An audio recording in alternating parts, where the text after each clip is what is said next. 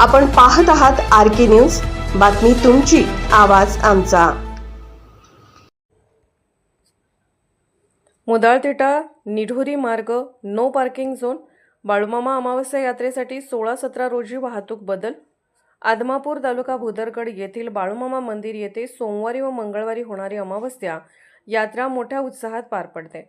यंदाही यात्रेनिमित्त 2 ते 3 लाख भाविकांची उपस्थिती अपेक्षित असून वाढती गर्दी लक्षात घेऊन वाहतूक मार्गात बदल करण्यात आल्याची माहिती पोलीस निरीक्षक गोरख चौधर यांनी दिली.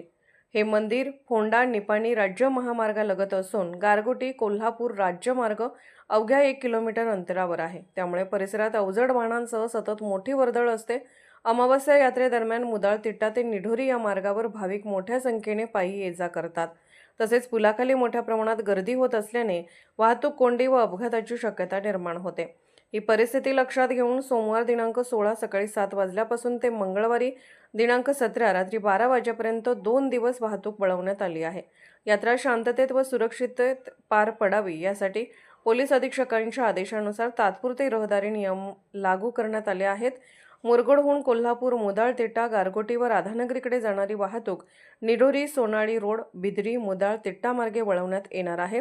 तसेच मुदाळतिट्टाहून मुरगुड, निपाणीकडे जाणारी वाहतूक मुदाळ, सुतगिरणी मार्गे वाघापूर फाटा, निढोरी मार्गे सोडण्यात येणार आहे. दरम्यान मुदाळतिट्टा ते निढोरी हा संपूर्ण मार्ग सर्व वाहनांसाठी नो पार्किंग झोन घोषित करण्यात आला असून वाहन चालकांनी सहकार्य करावे असे आवाहन पोलिसांकडून करण्यात आलं आहे. आर.के. न्यूज चॅनलला लाईक करा, शेअर करा आणि सबस्क्राईब करा.